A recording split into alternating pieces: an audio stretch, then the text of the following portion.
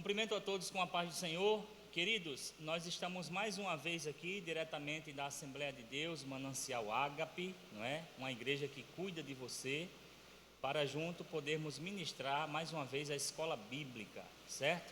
Estamos com a lição de número 8, que tem por título Edificado sobre o fundamento dos apóstolos e dos profetas, certo?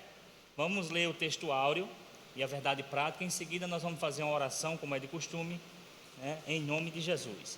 O texto áureo diz assim: edificado sobre o fundamento dos apóstolos e dos profetas, de que Jesus Cristo é a principal pedra da esquina. Efésios capítulo 2, verso 20. A verdade prática diz assim: Jesus Cristo é a pedra basilar da igreja, que está edificada por meio dos ensinamentos dos apóstolos e do testemunho dos profetas. Amém? Então fecha os teus olhos aí na tua casa, no teu trabalho, onde você estiver, e vamos orar a Deus nesse momento. Soberano Deus e eterno Pai, nós queremos te louvar e te render graças por mais um dia de vida que o Senhor nos permite. Espírito Santo de Deus, seja conosco mais uma vez, para que a gente possa ser edificado pela tua palavra. Senhor, visita os corações, visita os teus filhos, as tuas filhas que estão em casa ou no trabalho, e visita todo aquele, Senhor, que vai ouvir e ver esta aula. Que o Senhor possa trabalhar nas nossas vidas segundo a tua vontade. Ser com cada um de nós, em nome do Pai, do Filho e do Espírito Santo de Deus. Amém. Queridos, nós estamos com essa lição de número 8, certo? E o título dessa lição, ele diz o seguinte: edificado sobre o fundamento dos apóstolos e dos profetas, certo? Nós vamos aprender aqui logo no título dessa lição umas coisas aqui importantes, mas mais uma vez eu quero agradecer a Deus, né, pela rica oportunidade que Ele nos permite, e mais uma vez ao nosso pastor presidente, pastor Alexandre de Moraes, né, pela confiança de deixar que a gente conduza esse trabalho, certo?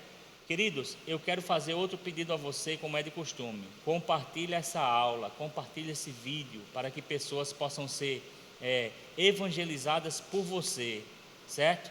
Você que está aí nessa quarentena, né? Estamos todos passando por esse processo, então tem muita gente em casa, tem muita gente que está afastado da igreja, dos caminhos do Senhor. Então compartilhe esse vídeo, essa aula com essas pessoas, com os teus amigos, né? de classe, de trabalho, enfim.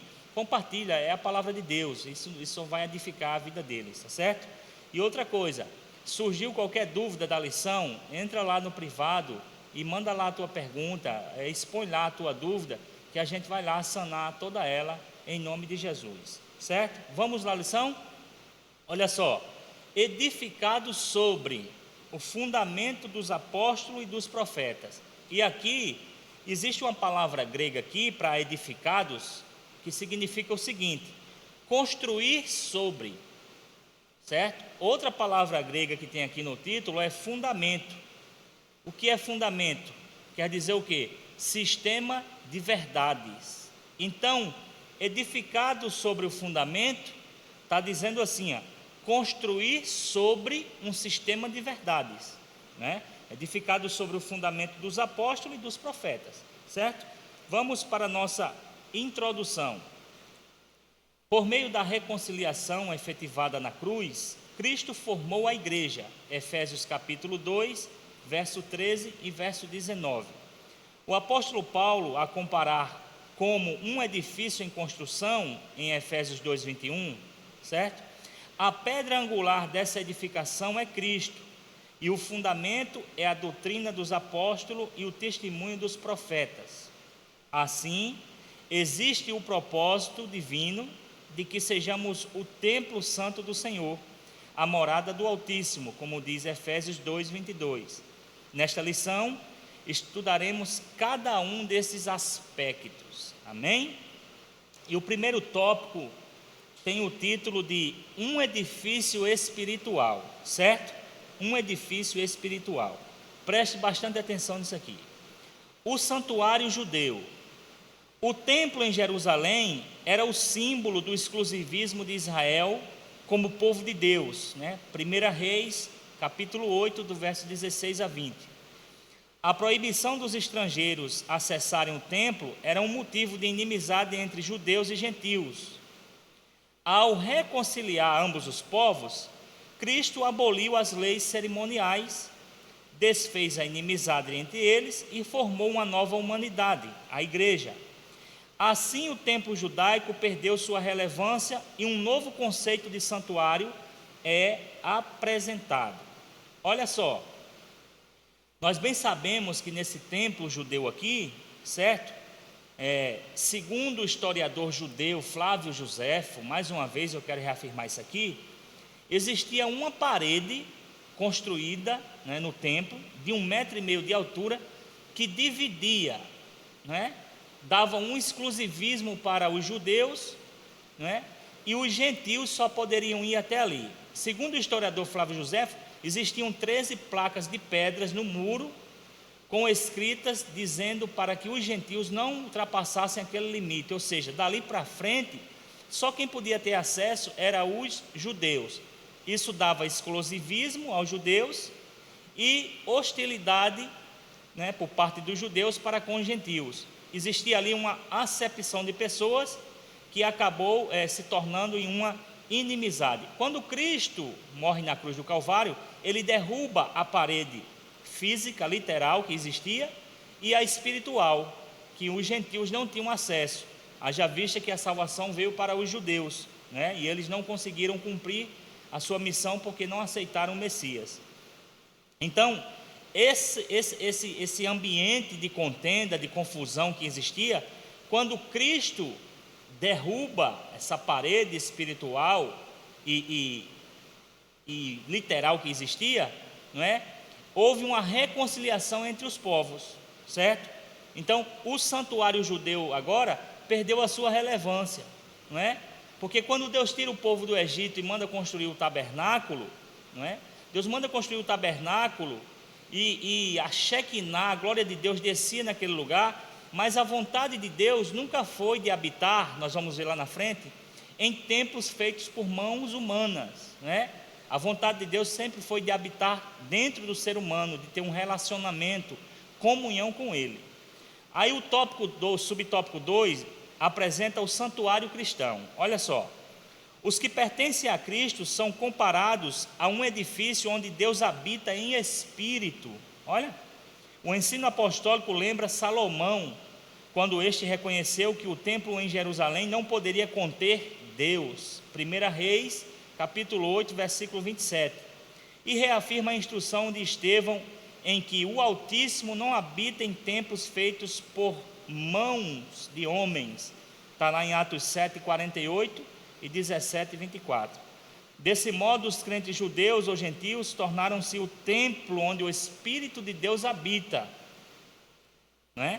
Em que eles são pedras vivas, um edifício espiritual. Olha só, então, aquela descida de Deus lá no santuário, né, no templo lá, né, nada mais era do que Deus mostrando ao ser humano que Ele queria fazer morada, era no coração dos seres humanos, né? Tudo o que acontecia no Antigo Testamento, tudo que aconteceu, festas, rituais, sacrifício, ordenanças, mandamentos, cerimônias, tudo isso apontava para Cristo. Então, o templo, vamos dizer assim, que Deus descia e tinha aquela comunhão com as pessoas, quando Cristo morre na cruz do Calvário e reconcilia a humanidade consigo mesmo, com Deus, e entre os homens houve paz, então esse templo agora, literalmente, passa a ser o meu e o seu coração. Então, o Espírito Santo de Deus agora passa a habitar na nossa vida.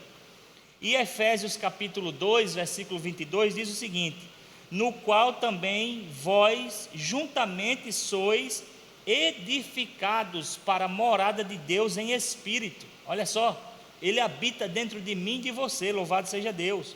Em 1 Coríntios 6,19 diz o seguinte: ou não sabeis que o vosso corpo é templo do Espírito Santo, que habita em vós, proveniente de Deus, e que não sois de vós mesmos? Olha só, então o templo, não é? A igreja somos nós.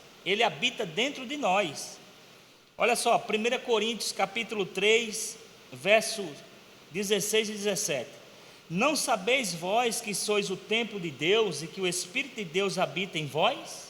Agora vem uma advertência aqui, chama a nossa atenção. Olha só, eu sou o templo de Deus, o Espírito Santo habita dentro de mim. E o verso 20 de 1 Coríntios 3 diz o seguinte, o verso 17 de 1 Coríntios 3: se alguém destruir o templo de Deus, Deus o destruirá, porque o templo de Deus, que sois vós, é santo. Então ele está falando da habitação do Espírito Santo. O nosso corpo é templo de Deus, não é? Então Paulo vê aqui, escrevendo a carta, o cristão como um edifício espiritual. Tanto é que o tópico da lição, o primeiro, está dizendo um edifício espiritual. Então Paulo vê o cristão como um edifício espiritual em construção. Olha só, que nós podemos ser a cada dia aperfeiçoados, ser melhorados. E olha o que é que ele diz em 1 Coríntios 3,9: porque nós somos cooperadores de Deus, e vós sois lavouras de Deus, e edifício de Deus sois vós. Olha só, Paulo vê o cristão como um edifício espiritual. Em 2 Coríntios 5,1, Paulo diz o seguinte, olha: porque eu sei que quando esse tabernáculo, quando esse templo carnal se desfizer aqui, ele vai se armar lá na glória, louvado seja Deus. Então Paulo entendia muito bem, isso era uma coisa muito convicta na cabeça de Paulo, e ele agora está passando para os cristãos em Éfeso, e hoje está chegando até a mim, até você, para que hoje você entenda que nós somos um templo espiritual em construção, e que esse Espírito de Deus habita dentro de mim e de você, certo? O subtópico 3 diz assim, ó, a pedra angular. Na arquitetura antiga, a construção de um edifício, né, se nós somos semelhantes, né, vamos fazer uma analogia aqui, se nós somos semelhantes a uma construção civil, mas nós somos uma construção espiritual, o nosso templo, então na arquitetura antiga a construção de um edifício requeria uma pedra angular, né? Ela é traduzida como a pedra mais importante, ou pedra principal. Ela era posta no canto do prédio para sustentar o alicerce, firmar e unir toda a estrutura e manter as paredes em linha certa. Para que se tenha uma ideia dessa dimensão, em uma das escavações no local do templo em Jerusalém, foi encontrado, olha, um monolito, certo? Um monolito com cerca de 12 metros de comprimento. Agora, o que é, segundo o dicionário, o que é um monolito? Pedras de enormes dimensões, né? Monumento formado de uma única pedra, ou seja, uma obra construída por um só bloco de pedra. Então esse monolito que foi achado nas escavações do templo de Jerusalém era uma única pedra de 12 metros de comprimento.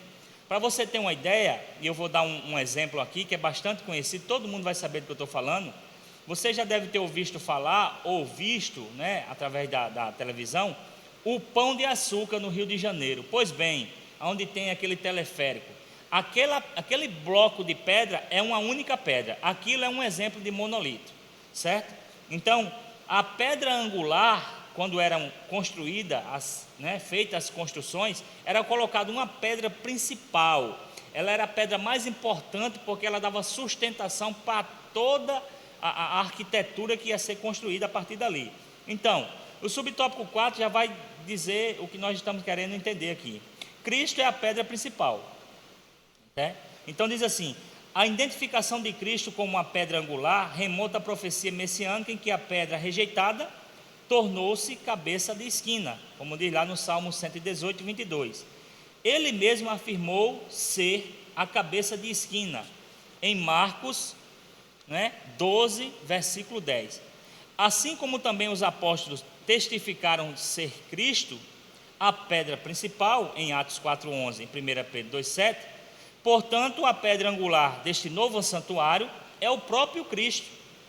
No Sermão do Monte, aprendemos que o homem prudente edifica sua casa sobre a rocha, que é Cristo Jesus. Então veja só, se nós somos o templo de Deus, nós somos um edifício espiritual que estamos em construção, esse edifício, com base na arquitetura antiga, tinha que ter uma pedra principal que dava todo o suporte e todo o sustentáculo para o edifício se manter de pé. E esse edifício, né, que estava falando aqui, era literal, físico. Mas no espiritual, nós também temos uma pedra angular, a pedra mais importante. Quem é essa pedra? Quem é esse monolito? O próprio Cristo. Então, Cristo é a base de toda a nossa sustentação. É por isso que Mateus 7 vai dizer que o homem prudente constrói a sua casa sobre a rocha, não é? Sobre a pedra angular, a pedra principal, a pedra mais importante. Então, nesse processo de construção espiritual, que é a nossa vida, o nosso templo, aqui o corpo, morada do Espírito Santo, a pedra mais importante é Cristo. Quando uma pedra dessa mais importante era tirada de uma construção na arquitetura antiga, todo o projeto vinha abaixo. Quer ver um exemplo? Se nós tirarmos Cristo da nossa vida, ela é a pedra principal, Cristo. Se nós tirarmos Cristo da nossa vida, a gente desmorona, a gente se acaba. Então, sem Cristo nós não somos nada, certo? Então, o que é que nós aprendemos aqui? Que a pedra angular deste novo santuário é o próprio Cristo, né? E no Sermão do Monte aprendemos que o homem prudente edifica sua casa sobre a rocha, que também é o próprio Cristo. Vamos para o tópico 2? Tópico 2 diz assim: o fundamento, apóstolos e profetas, né? Se existe o edifício, tem que ter o fundamento, né? Já vimos a pedra e o fundamento agora. Então, conceito de apóstolo. O termo grego apóstolo é usado para enviado ou mensageiro, certo? Então, apóstolo é aquele que é enviado, né? Ou mensageiro, certo? O apostolado é centrado na natureza da missão de Cristo, que foi enviado para ser salvador do mundo. Hebreus 3:1, né? E 1 João 4:14. Nos evangelhos Mateus, Marcos e Lucas, né, que são evangélicos sinóticos, parecidos, semelhantes, usam o termo quando se referem aos 12 escolhidos por Jesus, né, os apóstolos. Quando você fala os apóstolos, você traz à memória logo os 12 que foram escolhidos por Jesus, como está lá em Mateus 10, do 2 ao 5, Marcos capítulo 6, verso 30, e Lucas capítulo 6, verso 13, certo? Então, diz assim, continuando a leitura: eles foram testemunhas oculares do ministério, morte e ressurreição de nosso Senhor. Está lá em Atos, capítulo 1, verso 21 e 22. Assim, Paulo também foi chamado pelo próprio Senhor para ser apóstolo. 1 Coríntios, capítulo 15, verso 8 e 9. E Romanos, capítulo 1, verso 1, quando ele mesmo se identifica como apóstolo do Senhor Jesus Cristo. Aos apóstolos foi confiado o ministério da palavra com o compromisso de instruírem a igreja, certo? Nesse aspecto, os apóstolos são aqueles que foram comissionados por Cristo para a igreja primitiva, e a mensagem de Cristo, o fundamento. Então, o fundamento, né, desse edifício é a mensagem de Cristo, certo? É isso que nós estamos vendo aqui, e através dos versículos que são citados aqui, nós podemos comprovar isso. Agora eu quero que você preste atenção no seguinte: vamos aprender uma coisa aqui. O apóstolo é aquele que é enviado ao mensageiro, certo? É apóstolo. Agora, eu não posso ter uma ideia hoje, como se tem, de que o apóstolo, né? As pessoas hoje se intitulam apóstolos, mas como se ser um apóstolo fosse ser algo mais importante, ser mais importante que alguém, né? Que isso possa trazer um privilégio, um exclusivismo, mas preste atenção, né? Tem gente que diz assim: eu sou o apóstolo, mas apóstolo não é cargo, né? Apóstolo é encargo, né? Serviço, ministério, né? Outros se dizem assim: mas eu sou bispo, né? Eu participava de uma congregação em que chegou lá um cristão lá, um certo homem lá de Deus, mas ele disse assim: eu sou bispo. Mas olha só, bispo é a mesma coisa que presbítero, né? Bispo é a mesma coisa que presbítero, só que o bispo superintendia os outros presbíteros, porque tinha que ter um líder, tinha que ter o cabeça. Então, bispo é a mesma coisa que presbítero, né? Mas as pessoas pegam esse título como um título de se colocar em alto nível, né? Acima dos outros. Não, o apóstolo é um enviado, é um mensageiro. E o que é o bispo? O bispo é um presbítero, que também, dentro dos requisitos que são chamados, o presbítero, o diácono, até quem não tem cargo nenhum, já foi comissionado a ser enviado, a levar essa mensagem. Então, né? Então isso aqui está bem claro para a gente. Subtópico 2, doutrina dos apóstolos, certo? Aí sim, embora não se possa desassociar das pessoas o ofício que ocupavam, o que constitui o fundamento da igreja, preste atenção, não são os apóstolos, porque o título da lição diz o seguinte: edificados, né? Sobre o fundamento dos apóstolos e dos profetas. Então, o que constitui o fundamento da igreja não são os apóstolos e nem os profetas em si, mas a doutrina que eles ensinavam, ou seja, as escrituras. Essa é o fundamento dos apóstolos e dos profetas. Está lá em Atos capítulo 2, verso 42, e 2 Timóteo 3,16, certo? Então diz assim: o apostolado, ou os apóstolos receberam a doutrina diretamente de Cristo. Olha só. Assim como não se pode mexer na pedra angular, que é Cristo, depois de colocado o alicerce, igualmente o fundamento da igreja não pode ser violado.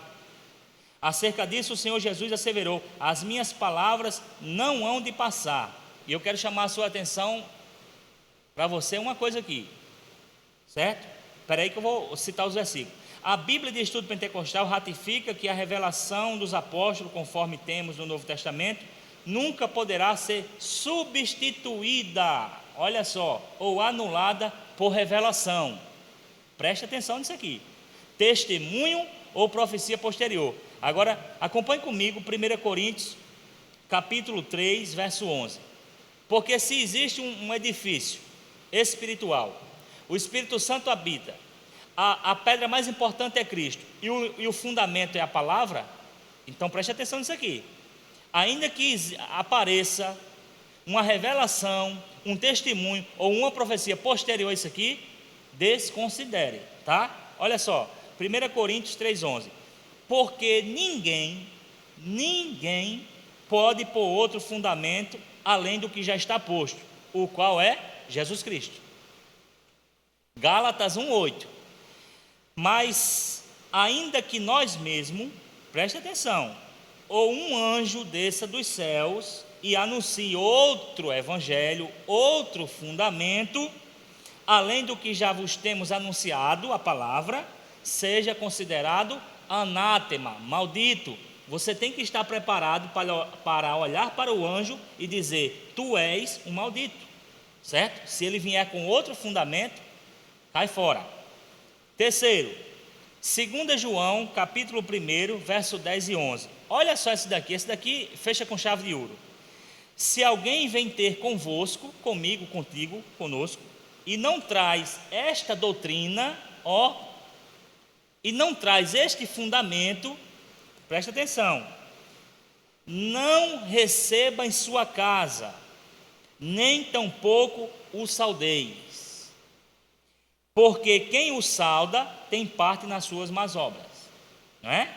Parece até que se alguém chegar com outro ensinamento, com outra doutrina na nossa porta, e a gente não receber e nem o saudar, parece até que somos ignorantes, né? Que não temos educação. Mas olha o que é que a Bíblia diz, né? É claro que tudo isso você vai fazer com elegância, com educação, mas nem recebe, nem sauda. Por quê? Porque não tem parte com as Escrituras, não tem parte com Cristo, certo? Terceiro subtópico: o testemunho dos profetas. A palavra grega para profeta significa proclamador e intérprete da revelação divina. A ordem da frase em Efésios 2,20 diz o seguinte: a ordem, apóstolos e profetas. indica tratar-se dos profetas da igreja e não os do Antigo Testamento. Mais adiante, Paulo assegura que a compreensão do mistério que no passado estava oculto, de que os gentios tinham igual posição no corpo de Cristo e eram participantes da promessa, foi revelada pelo Espírito aos profetas do Novo Testamento. Assim, os profetas neotestamentários, ou seja, do Novo Testamento, que falaram inspirados pelo Espírito Santo, perfazem, ou seja, cumprem, concluem o alicerce da igreja, certo? Então, todo esse processo aqui, que está se relatando acerca de profetas, apóstolos e profetas, é aos profetas do Novo Testamento, não diz respeito aos profetas do Antigo Testamento, até porque os profetas do Antigo Testamento, o mistério estava oculto, ou seja, Cristo, literalmente o leque foi aberto, o véu foi rasgado. No Novo Testamento é que com clareza eles tiveram a noção do que se foi falado lá atrás, ou outrora. Mas o que eu quero chamar a sua atenção aqui é o seguinte, é que quando diz o seguinte aqui, que os profetas do Novo Testamento falaram inspirados pelo Espírito Santo. E aí eu chamo sua atenção aqui, porque hoje em dia está bom demais. Hoje em dia todo mundo é profeta, hoje em dia todo mundo é vaso, não é? E nós esquecemos uma coisa, pastor, o senhor tem alguma coisa contra alguém ser vaso? Não, Você tem alguma coisa contra, pastor, alguém ser profeta? Não, mas o que eu quero mostrar para você é o seguinte: Abraão, Deus não chamou ele de profeta nem de vaso, mas Deus chamou Abraão de amigo. Então, antes de ser profeta e antes de ser profeta, como diz aqui, é melhor você ser amigo de Deus, certo? Não adianta você querer ser vaso, querer ser profeta e não ser amigo de Deus. Então, antes de ser vaso, antes de ser profeta, seja amigo de Deus, porque Deus chamou Abraão de meu amigo. Olha só que privilégio. Você tem amigos, você tem amigas, e nas horas difíceis não é bom contar com um amigo, não é bom ter um amigo para abrir o jogo, às vezes para contar algo, às vezes para pedir um conselho. Imagina só, Deus quer ser seu amigo, Deus quer ser meu amigo, Deus quer ser nosso amigo, está entendendo? Então tem que ter muito cuidado com essas pessoas hoje que querem ser profeta, Há profetas, eu vou sair daqui e vou lá num profeta, porque o profeta lá revela. Tenha muito cuidado com essas coisas, Jesus falou em Mateus 7 que já existem muitos falsos profetas que vêm até vós vestido como ovelha, mas por dentro são lobos devoradores. São pessoas que querem apenas sondar a tua situação, e ir no teu ponto fraco. Então tenha muito cuidado com esses profetas, não todos, mas em sua maioria. Tenha muito cuidado com essas pessoas que se intitulam hoje profetas, porque eu vou pegar um exemplo em 1 Crônicas capítulo 17, do 1 ao 4, certo? Davi disse o seguinte, Davi disse: sucedeu, pois, que morando Davi em sua casa, disse ao profeta Natã, profeta, viu? Eis que eu moro em casa de cedro, mas a arca da aliança do Senhor está debaixo de cortinas. Foi que Natã disse? O profeta disse: vá e faz conforme o teu coração, porque Deus é contigo. Olha só, a Bíblia diz que na mesma noite Deus chegou para Natã e disse: ei, volte lá e desfaça a besteira que você fez, que eu não disse nada não. Então, você tem muito cuidado com esse pessoal aí que se intitula profeta, que tem uma revelação. A maior revelação é a palavra, tá? Deus pode usar alguém? Pode, para revelar algo? Pode, mas tenha muito cuidado, certo? Então, peça sempre discernimento a Deus, sabedoria em oração, para que Deus possa lhe mostrar verdadeiramente o que Ele quer para as nossas vidas. Tópico 3: edificados para morada de Deus. Então, o subtópico 1 diz assim: edifício bem ajustado. A expressão todo edifício bem ajustado cresce indica um processo contínuo de desenvolvimento dos crentes. Ou seja, isso é o que Deus espera de mim e de você, que esse edifício espiritual, em que o Espírito Santo habita, em que Cristo é a pedra mais importante e que o fundamento desse edifício é a palavra, ou seja, esse edifício ele tem que crescer, ele tem que se desenvolver. Você já pensou uma construção Quando a gente passa por aí, a pessoa, você passar por uma construção abandonada, que começou e parou, está jogada, está entendendo? Então a nossa vida, a nossa caminhada, tem que ser um processo de desenvolvimento, de crescimento, certo? Assim como todas as partes do edifício precisam estar harmônicas, o crescimento da igreja também depende de tudo ser bem ajustado a Cristo. Ou seja, esse crescimento, esse desenvolvimento só vai ser possível se eu estiver bem ajustado a Cristo. Então, mas você pode dizer assim, pastor, mas tem edifício que cresce, tem pessoas que crescem. Preste atenção, às vezes não cresce, às vezes incha, né? Às vezes é muito fermento. Então tem que ter cuidado. Nem tudo que está crescendo, nem tudo que está dando certo, Deus está no negócio. Então, quando o edifício ele está bem ajustado a Cristo, há desenvolvimento, há crescimento, não é?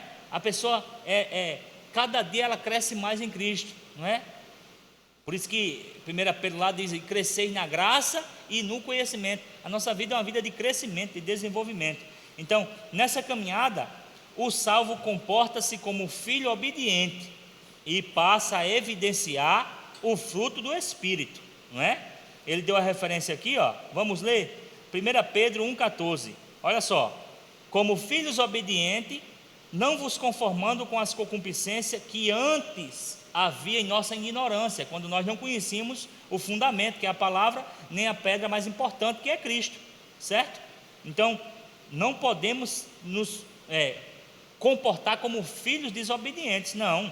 E Gálatas 5, 22 e 23 diz assim: mas o fruto do Espírito é amor, gozo, paz, longanimidade, benignidade, bondade, fé, mansidão e temperança. E olha o verso 23: contra estas coisas não há lei. Então, se eu estiver bem ajustado em Cristo, não é? A minha vida vai ser uma vida de crescimento e desenvolvimento, e vai automaticamente, né, gerar em mim um espírito de obediência, porque o Espírito que habita dentro de mim é o Espírito Santo, e vai passar a evidenciar o quê? O fruto do Espírito, que é esse aqui que nós lemos: amor, gozo, paz, longanimidade, benignidade, bondade, fé, mansidão e temperança. O desenvolvimento prossegue até alcançar a medida completa de Cristo, Efésios 4,13. Pois todo crente bem ajustado torna-se templo santo no Senhor, certo? Subtópico 2, templo santo no Senhor. O que isso vem a ser? Vamos lá. A palavra aqui usada para templo é o vocábulo naon, que significa o recinto interior, ou seja, o lugar santíssimo, ou seja, o lugar do encontro do sumo sacerdote com Deus, Hebreus 9,7.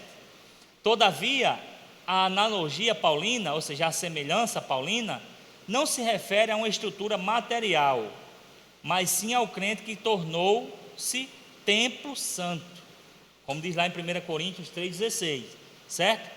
Separado do pecado, presta atenção, quem pertence a Cristo passa a viver em santidade.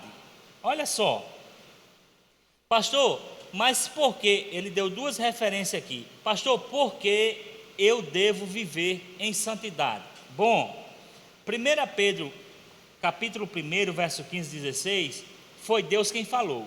Disse assim: mas como é santo aquele que vos chamou, sede vós também santo em toda a vossa maneira de viver.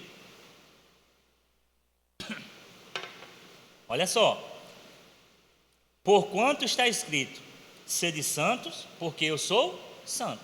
Por que eu devo ser santo, pastor? Porque Deus requer isso de mim e de você. Ah, pastor, mas isso é muito difícil. É claro, se fosse fácil, todo mundo conseguia, assim, ó, no estalar de dedos. Isso é difícil, mas não é impossível, não é? E a outra referência que ele deu aqui, 1 João 1,7, diz assim: mas se andarmos na luz, se andarmos em Cristo, como Ele na luz está, temos comunhão uns com os outros, e o sangue de Jesus, seu Filho, nos purifica de todo o pecado. Ou seja, a santidade exige de mim e de você uma renúncia, não é? E isso muitas das vezes é que vem contra a nossa natureza carnal, humana, limitada, que não consegue entender as coisas do Espírito, porque as coisas do Espírito se discernem espiritualmente e são ilimitadas. Então, requer uma vida de santidade.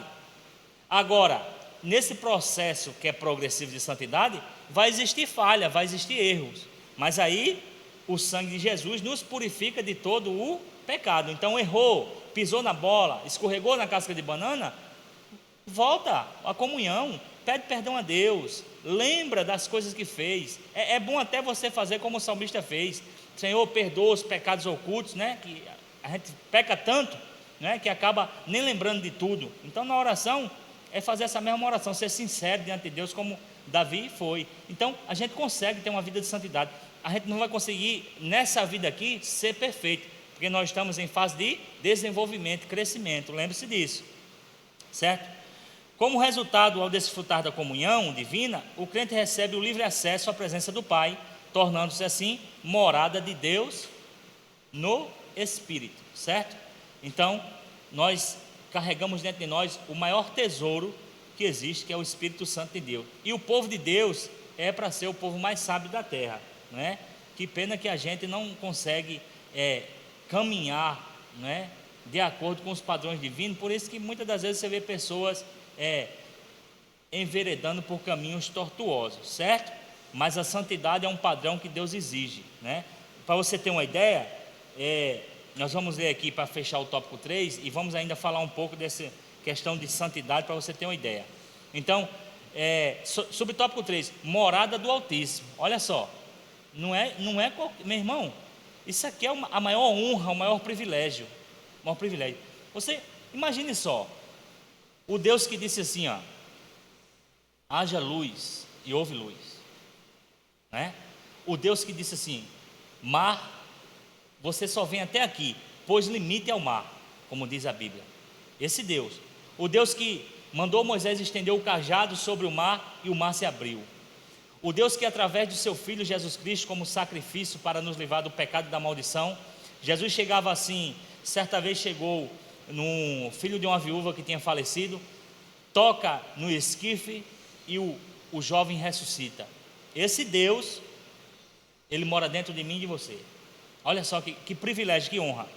No Antigo Testamento, a expressão morada de Deus fazia alusão ao tabernáculo e depois ao templo israelita, né? Indicava lugar de habitação permanente e de comunhão íntima. Deixa eu fazer uma ressalva aqui. O tabernáculo, né, quando Deus mandou o povo construir o tabernáculo, eu quero tabernacular com vocês, eu quero habitar no meio de vocês. O que Deus estava querendo dizer, queria habitar no coração do povo, né?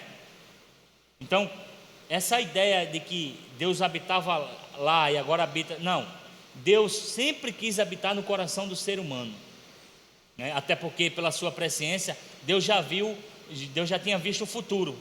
Então Deus já tinha traçado tudo. Em Gênesis 15 diz: da semente da mulher nascerá um, né, que esmagará a cabeça da serpente. Então Cristo já estava no projeto eterno de Deus. Então o tabernáculo era só uma referência, era só uma simbologia daquilo que Deus queria para o povo, certo?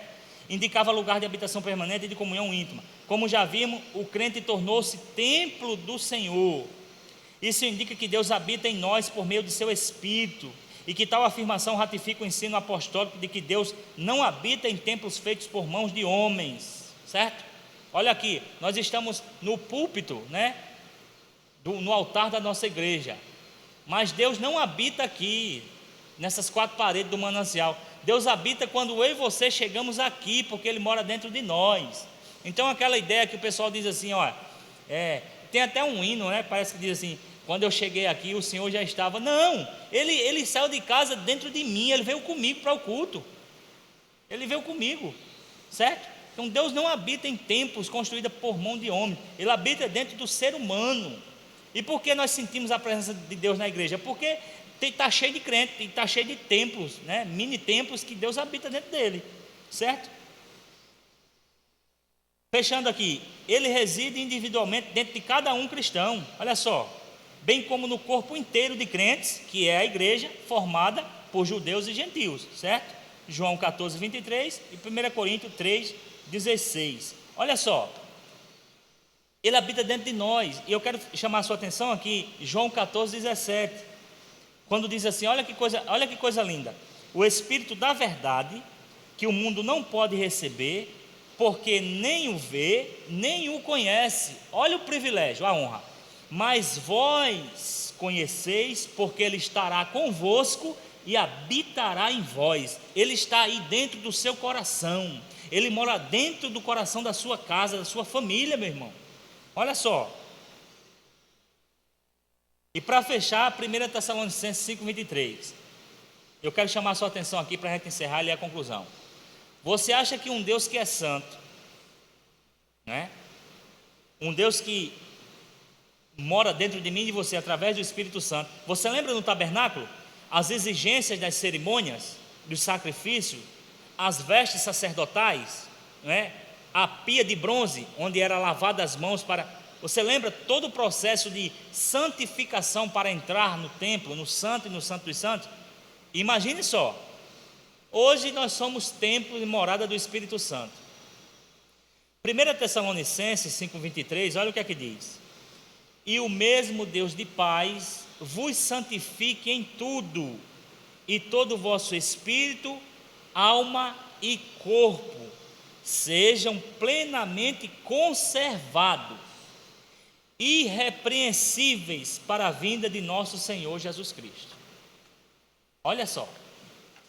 Então você acha que se eu levar uma vida que não segue um padrão bíblico, que vai contra as escrituras, vou usar um português bem rasteiro, você acha que se eu levar uma vida devassa, esse Espírito Santo vai habitar dentro de mim? Então eu chamo a nossa atenção mais uma vez, para não cairmos no erro que Sansão caiu. Juízes 16:20, e levantou-se Sansão outra vez para ir contra os filisteus, porque ele não sabia que o Espírito de Deus não era mais com ele. Chamo sua atenção, cuidado, porque o processo de santidade, de santificação, exige renúncia, e quando não há renúncia, o Espírito Santo, vai embora da nossa vida, certo? Conclusão do tópico. Vamos ler a conclusão aqui agora? A conclusão geral. Não vou ler a conclusão do tópico não, vamos ler geral, certo? Conclusão: a comparação da igreja como edifício em construção indica que estamos em processo de aperfeiçoamento até que todos cheguemos à unidade da fé, como diz lá em Efésios 4, 12 e 13. A pedra angular principal, mais importante, né, que é o próprio Cristo, não pode ser substituída. Se eu tirar Cristo da minha vida, acabou-se, fim da linha. A doutrina dos apóstolos e o testemunho dos profetas não podem ser revogados. Por quê? Porque a doutrina dos apóstolos e o testemunho dos profetas são a própria palavra de Deus. Meu irmão, minha irmã, que Deus abençoe a sua casa, que Deus abençoe a sua família e que Deus abençoe a sua vida. Espero que essa aula possa ter edificado a sua vida. E lembrando mais uma vez, compartilha essa aula, compartilha esse vídeo, certo? Tira tuas dúvidas lá. Se ficou com dúvida, tira as dúvidas lá no meu privado, certo? Estarei disponível. Eu não posso não te responder naquele momento, mas quando eu chegar em casa ou estiver livre, eu vou responder a tua dúvida, eu vou sanar a tua questão. Amém? Que Deus abençoe a todos em nome de Jesus Cristo. Até a próxima aula.